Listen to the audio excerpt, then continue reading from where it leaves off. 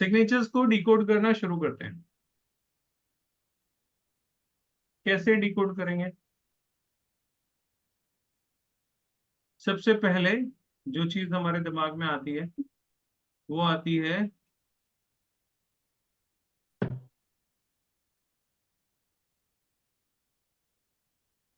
एक सीधी लाइन। इसको हम बोलते हैं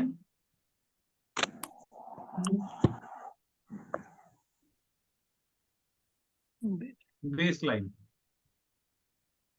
जैसे आप कहीं जाते हो बैंक में, कहीं इधर उधर फॉर्म भरते हो तो आपको एक जगह दी जाती है कि इस पे साइन करो।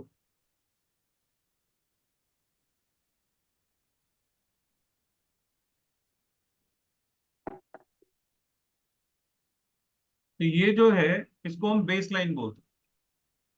इस पे हमें साइन करना है। अब इस पे कुछ लोग जो होते हैं वो सीधा सीधा साइन कर लेते हैं और कुछ अलग तरीके से करते हैं। तो वो अलग तरीके से क्या है, सीधे सीधे क्या है, उनको हम समझना शुरू करते हैं।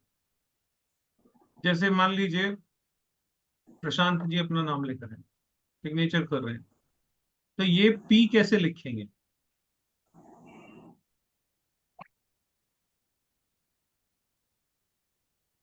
ये पी ऐसे लिख सकते हैं, ये पी ऐसे लिख सकते हैं, या ये पी ऐसे लिख सकते हैं। ये मैंने जान के तीन अलग अलग एंगल में लिखा है, तो थोड़ा ज्यादा कर दिया है मैंने आपको समझाने के लिए।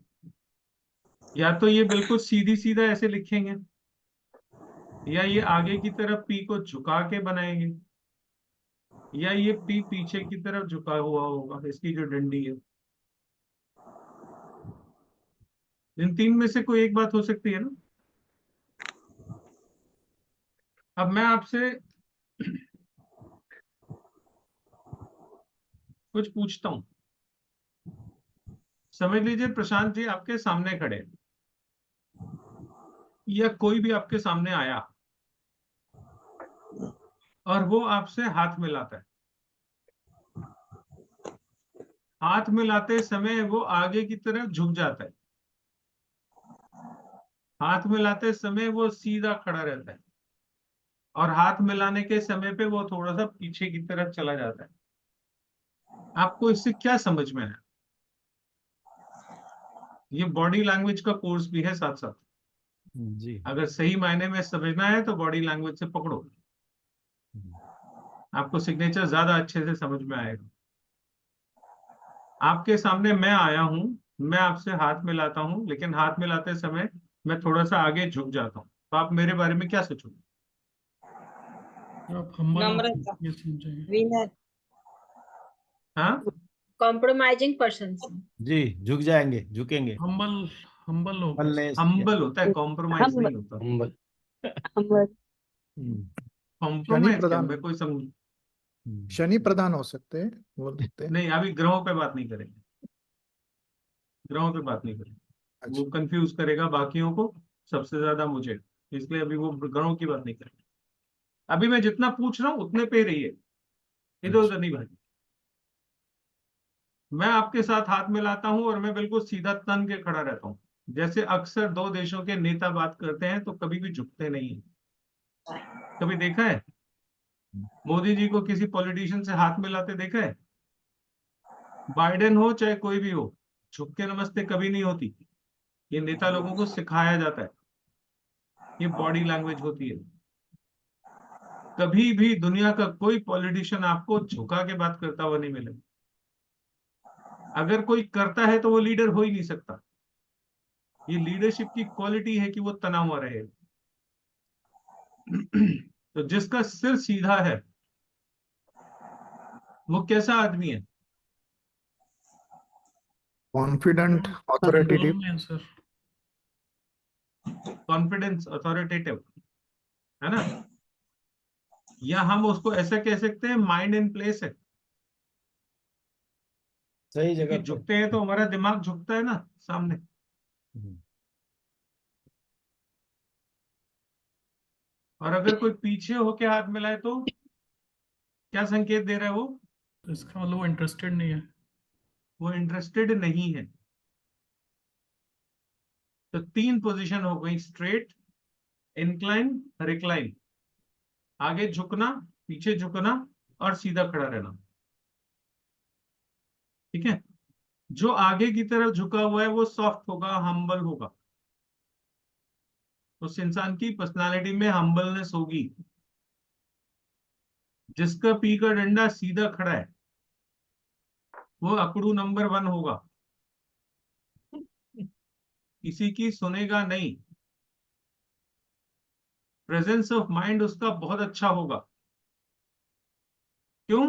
Brain at a right place. उसको पूरी हाइट मिल गई ब्रेन को, है ना। उससे फायदा क्या होगा? आपने देखा होगा कभी कभी कभी किसी किसी सिचुएशन में 4 लोग अगर एक साथ खड़े हुए हैं और पैनिक हो जाए किसी वजह से, जैसे मेले में मान लीजिए कहीं भीड़ भाड़ में भगदड़ मच गई, किसी ने शोर मचाया, आग लग गई, आग लग गई, तो कुछ लोग हैं जो सुन के ही भाग लेते हैं, एग्जिट मारो, एग्जिट मारो, है ना। और कुछ लोग होते हैं खड़े होके देखते हैं कहाँ आग लगी, भाई दिखाओ तो सही, जरा देख तो ले।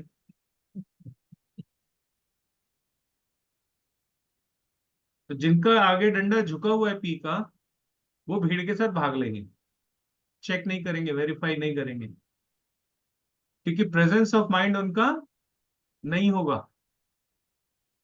अगर आपका अल्फाबेट आगे की तरफ झुका हुआ है, प्रशांत जी, पी वालों कोई मत समझ लेना, सबके लिए है ये, चाहे ए हो, चाहे पी हो, चाहे डी। ठीक है। अगर तो अल्फाबेट सामने की तरफ झुका हुआ है, उस आदमी का प्रेजेंस ऑफ माइंड नहीं होगा, वो इमोशनल होगा, वो वेवीनेस होगी उसमें, वो लोगों के कहने में आ जाएगा, सामने वाला जैसा समझाएगा वो उसको वैसा समझ जाएगा। इमोशनल, उसके पास थोड़ा लिक्विडिटी ज्यादा होगी, बहाव में आ जाएगा, बहकावे में आ जाएगा। इसको समझाना पटाना आसान है। आपके घर में बच्चे हैं 2, अगर जिस बच्चे का अल्फाबेट सामने की तरफ झुका हुआ है, उस बच्चे को समझाना, हैंडल करना बहुत आसान है। आपको कौन सा बच्चा आपके पैर छुएगा और कौन अपने पैर छुआ लेगा? तो ये जो सीधा डंडा वाला है, ये आपसे पैर छुआ लेगा। आप इसको समझा नहीं सकते, आप इसको मना नहीं सकते। ये इतना हेडस्ट्रॉन्ग होता है, इतना हेडस्ट्रॉन्ग होता है कि ये अपनी बात मनवा के ही रहेगा। आप इसके सामने जीत नहीं सकते, क्योंकि वो सीधा खड़ा है, अपनी जगह पे पोजीशनिंग है उसकी। और जो रिक्लाइन है, पीछे की तरफ झुके हुए हैं, ये लोग सामाजिक नहीं है।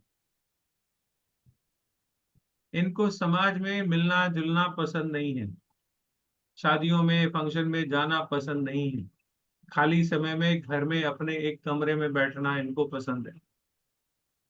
इनको कहीं जाना वाना नहीं है, ना हम कहीं जाए ना हमारे घर में कोई आए। तुम अपने घर राजी रहो, मैं अपने घर राजी रहूं, ना तुम आओ ना मैं आऊं, अपने अपने घर सब सुखी रहो। ये वो लोग हैं जो पीछे की तरफ झुका हुआ लिखते हैं। समझ में आ रहा है कुछ? कुछ लोगों के सिग्नेचर नजर में आए, अपने ही आसपास के लोगों के कुछ साइन याद आ रहे हैं, दिमाग में आ रहे हैं। पर्सनालिटी मैच करा लेना, जैसा मैं बता रहा हूं उनकी पर्सनालिटी वैसी ही होगी। ठीक है। तो ये तो होता है बेसलाइन का खेल। एस्ट्रो राजीव के इस मंच पर आपका स्वागत है। नमस्कार, मैं हूं आपका ज्योतिष मित्र एस्ट्रो राजीव। जीवन के रहस्यों को सुलझाना मेरा जुनून है। कुंडली, ग्रह नक्षत्र की गहराइयों में छिपे उत्तर आपके लिए। समस्याएं हो व्यक्तिगत या पेशेवर, हर परिस्थिति का समाधान यहाँ मिलेगा। आइए ज्योतिष की दुनिया में गहराई तक यात्रा करें। हर पल को बेहतर बनाने का मार्ग दिखाऊंगा। ज्योतिष को सरल करना मेरा मिशन है, जो सबको समझ आए। आपके सवाल, मेरे जवाब, साथ में बनाएंगे एक चमकता भविष्य। अब कुछ लोग थोड़ा और स्मार्ट होते हैं। स्मार्ट मतलब, अब जैसे मैं लिखता हूं इसमें अपना नाम राजीव,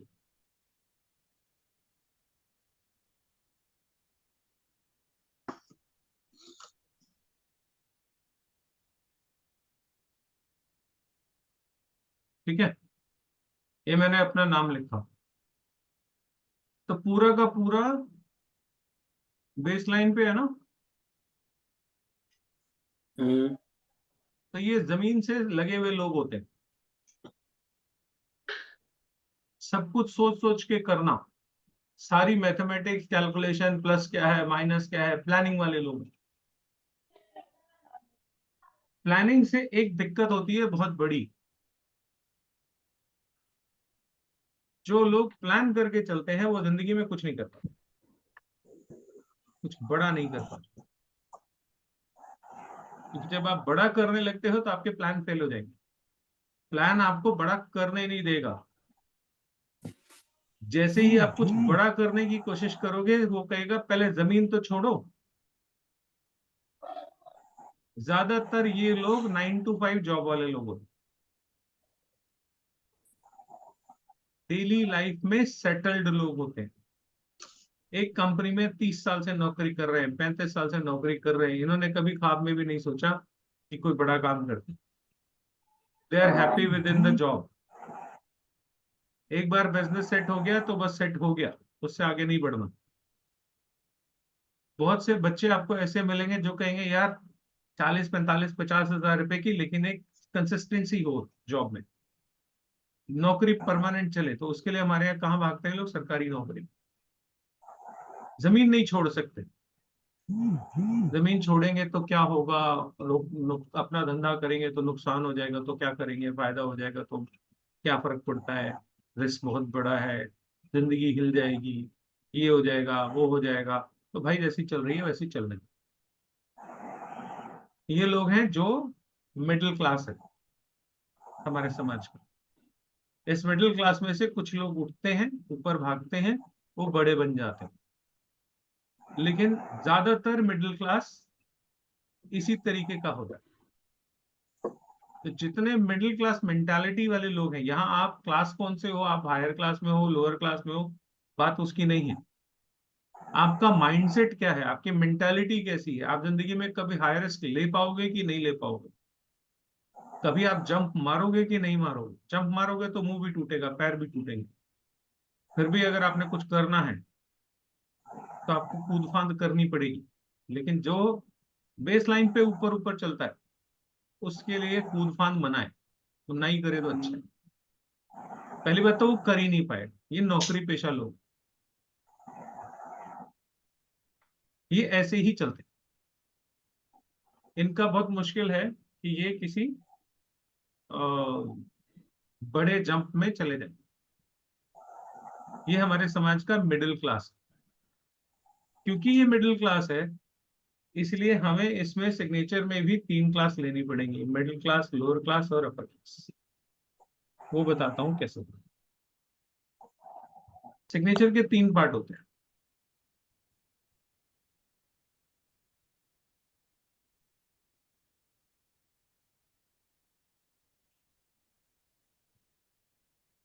कुछ लोग,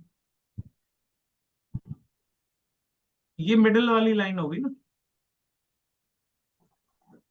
ये अपर हो गया ऊपर का, ये नीचे का हो गया, ये मिडिल लाइन हो गई। तो कुछ लोग इसी में जीते।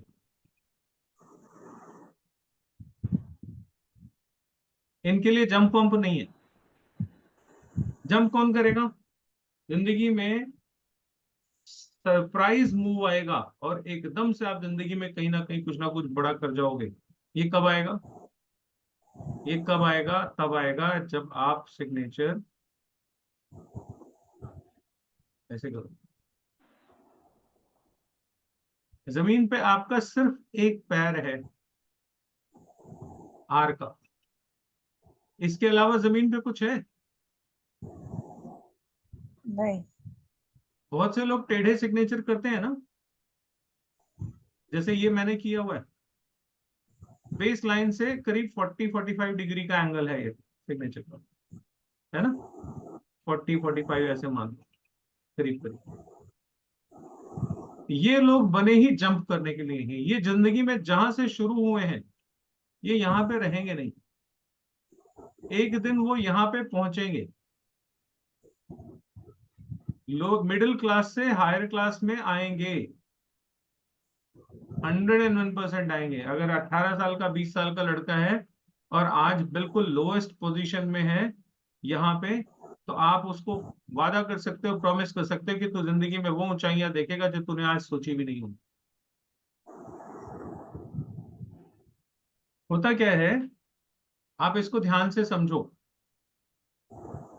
हवाई जहाज की शेप होती है ना, जब वो टेक ऑफ करता है तो उसकी ऐसी पोजीशन होती है, एक पहिया उसका पिछला वाला लगा होता है जमीन पे और बाकी सारा ऊपर उठ जाता है। और ये समय वो होता है जो जमीन से छोड़ के वो हवा में जाने वाला होता है।